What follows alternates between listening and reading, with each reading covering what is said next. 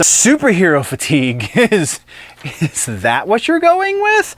Also, future Marvel casting finally confirmed, and a little bit of Mortal Kombat to talk about in movies this week. So, hello nerds! You have found the place for all of the nerdy movie updates worth talking about. More than just comic book movies, though that is a good chunk of what we cover here in the news. We get nerdy about all kinds of movies, as well as the art of making movies in general. If you like this kind of news reporting, then go check out the full show over on the main channel called The Week in Nerddom, where we talk about TV and comic books and gaming and rumors and etc., everything in between. You can find the link to that down in the description or at the end of this video. Now, let's hear about all that movie goodness, shall we? Because I think they might have learned their lesson from, what was it, the Batman Hush? Oof. Was not a fan of what they did in Hush. Also not much of a fan in the Killing Joke animated movie because, wow, the extra bits. So yeah, definitely it looks like they're going in a really great direction here. So check out the Crisis on Infinite Earths Part 2 trailer, just dropped a couple days ago. And then the other trailer that we have in here is not a trailer. It's actually a short movie. Kind of. It is a 10-minute video over on the YouTubes it's Mortal Kombat Kenshi vs. Katana. Mortal Kombat 1, Kenshi vs. Katana. Link in the description. Not a trailer, it's a short that is just worthy of your attention. It seems that the channel that's hosting this, Noah Fletter, I think the guy might be, like, he looks just like freaking Kenshi.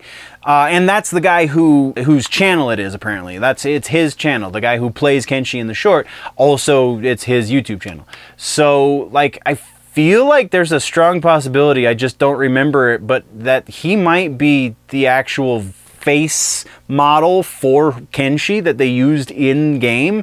And he said, well, you know, I kind of do martial arts myself, so I'm going to start making Mortal Kombat shorts. This is actually not the first Mortal Kombat short where he's played Kenshi on his YouTube channel. This is just the most recent one, so go check it out. It's really freaking good. A whole lot of fan service. They use sound effects from the actual damn game. There's a moment where they're doing the face-off between Kenshi and Katana, like you do when you start every match of this game. A whole lot of really great payoffs if you are a fan of this game specifically, Mortal Kombat 1, or even the franchise at large. There's a lot in there for you regardless of which table you're sitting at. So yeah, that's what we got for trailers this week. Let's get into...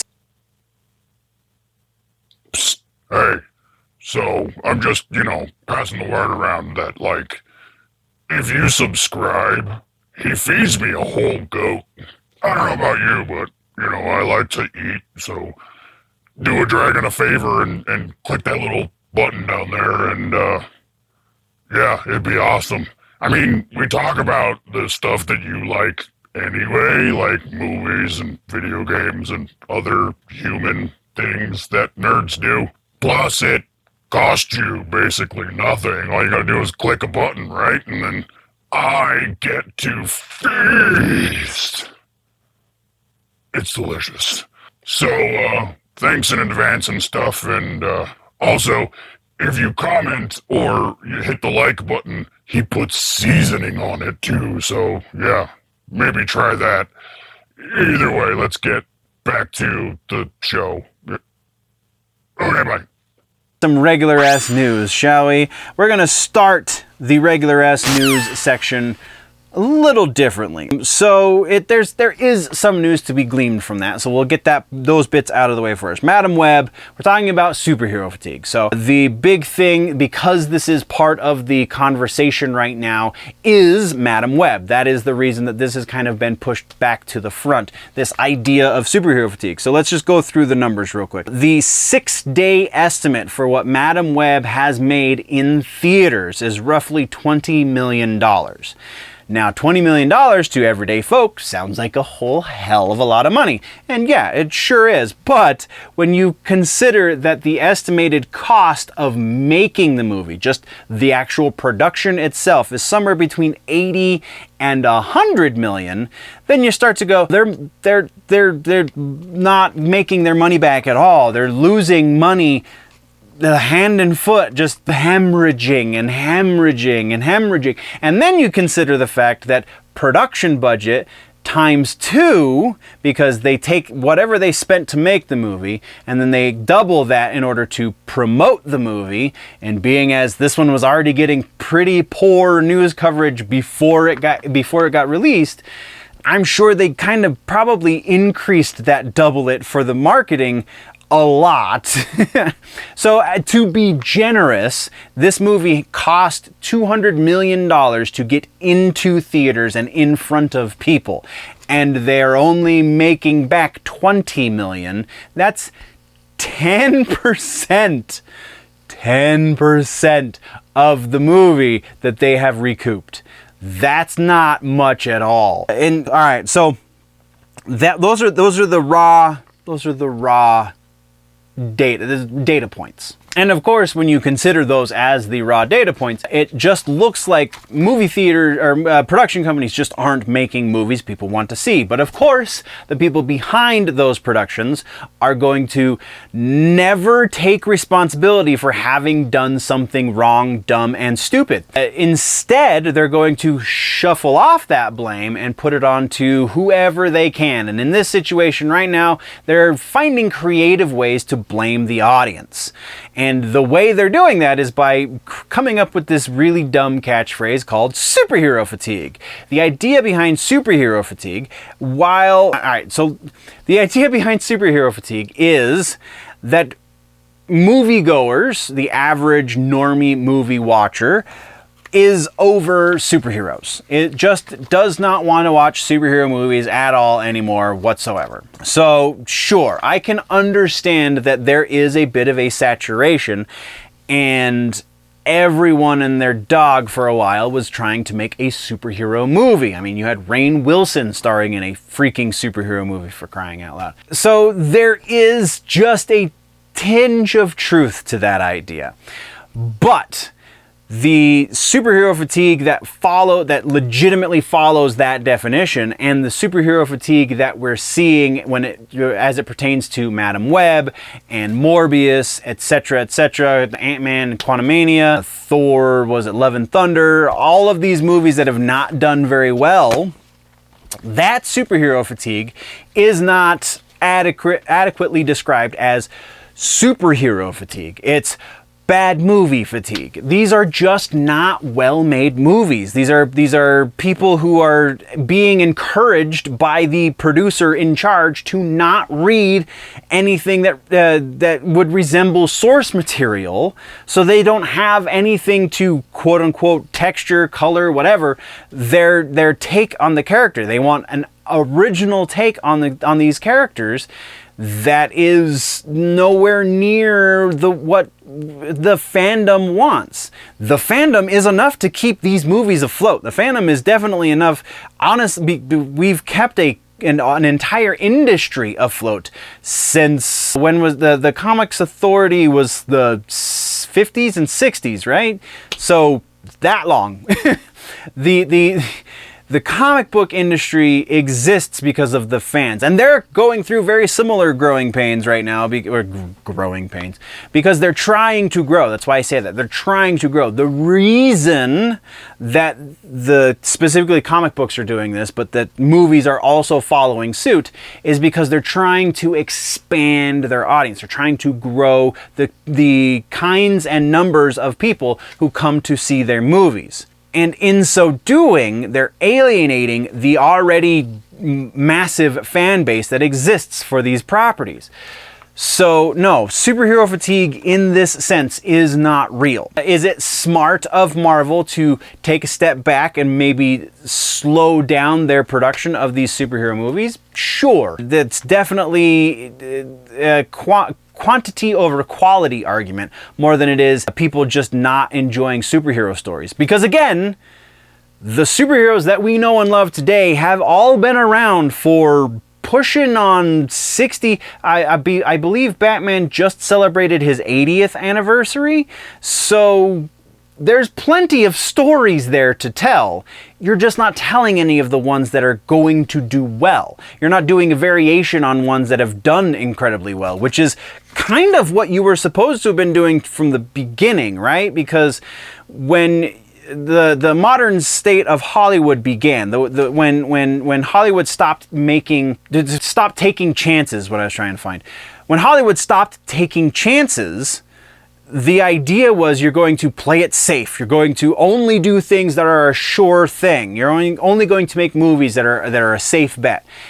Well, you have plenty of source material to pull from that is absolutely a safe bet. That is, honestly, if not for the medium that it was originally told, would already be classics in whatever medium retells these stories. If you can find a way to put it into a movie, something like The Long Halloween, find a way to put into a movie the Arkham Asylum comic. If you can find a way to put into the movie the Dark Phoenix saga, the proper Dark Phoenix saga, then you're going to have a hit, because these are the tent poles that the industry of comic books was built on. Hundreds of thousands of books have been sold telling these stories.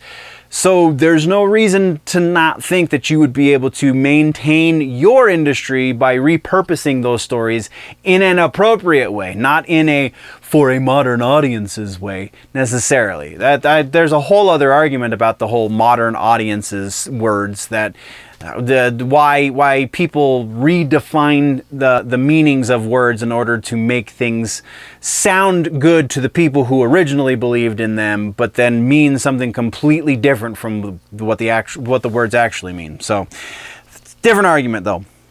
So yeah, comic book superhero fatigue is not the issue. It is an issue. It is a minor issue, but it is an issue. It is just not the issue. Evidence to back this up is the X-Men animated series trailer is doing rather well, in spite of some things that we're going to talk about in a different video. But the biggest example of this, Spider-Man and then the most recent Deadpool and Wolverine trailers, the last Spider-Man movie trailer set all kinds of records for most views in 24 hours on YouTube, and then Wolverine and Deadpool broke it. And these movies have both happened within the last 2 years. So no, superhero fatigue is not the issue. It's bad movies. And the other thing, superhero fatigue isn't even appropriate in this situation because, and I'm going just from, because I haven't paid to watch this movie, I haven't even watched it through nefarious means, there are no superheroes in Madame Web. There's maybe an argument to be made that there is a quote-unquote super villain, kind of, but the titular Madame Web and all of the other female webhead characters don't have any superhero powers. Maybe you could argue the kind of sort of seeing the future stuff that Madame Web has is a superpower, and it's like the genesis, the very baby beginning of a superpower.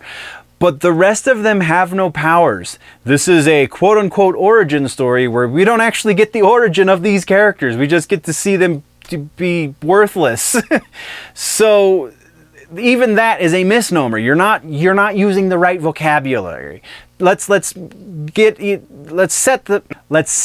the rules, and then we can have an appropriate discussion. But if you're not going to follow the rules of the words that need to be used, if you're not going to follow the rules of being honest with yourselves and with your audience, then there's not a conversation to be had. So that's kind of where I'm at with the superhero fatigue thing, and also where Madame Web is at a week after release. From there, let's talk about briefly, and if you don't know this one already, you might be living under a rock, but just in case you haven't been paying attention, or you honestly just get your news from me, in which case, thank you very much.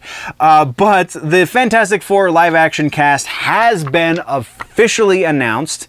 They've released promotional material at this point. What was it? Valentine's Day, they released some promotional art. That's a whole other ball of wax as far as conspiracy theories go. We'll probably discuss that next week in the rumors section. But the cast is as follows. We have Ebon Moss-Bacrach. I know I'm not saying his last name properly, but the cousin from the bear. He's going to be playing Ben Grimm, which I am super stoked for, not gonna lie. Joseph Quinn is going to be playing Johnny Storm, if you will recognize him as Eddie Munson from Stranger Things. Vanessa Kirby has been in plenty of things at this point. If you don't know who she is, you haven't been watching movies for the last decade. She will be playing Sue Storm, and then Pedro Pascal needs no introduction. He has finally 100% been confirmed to be playing Reed Richards.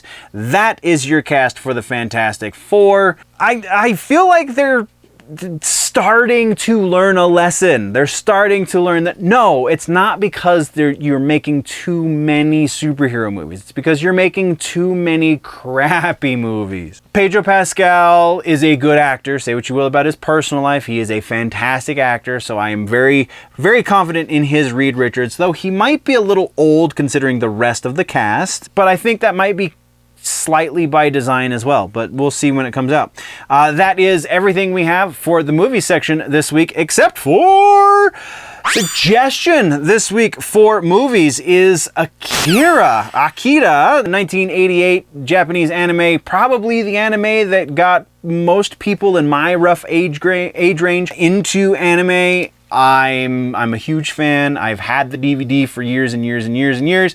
I've been recently digging into it and finding out that there are multiple versions, multiple interpretations of the movie, different subs and dubs and so on and so forth. So I'm really excited to get into that, and you should be too. If you want to just stream the most common version of the movie, Hulu or Crunchyroll are the two places that you can do that. Go check out Akira over on Hulu and Crunchyroll because it's amazing. That brings us to the end of the video, nerds. Thank you very much for joining me for the news. Once again, there is a full and probably much more up-to-date and recent episode of the news, the full-length version, if you will, called The Week in Nerddom over on the main channel, linked down in the description, and probably link popping up somewhere around my face right about now. So click on that, go check that out as well, or if you prefer your news in more truncated pieces, then by all means, just stick around here and go check out some of the other stuff we offer on this channel.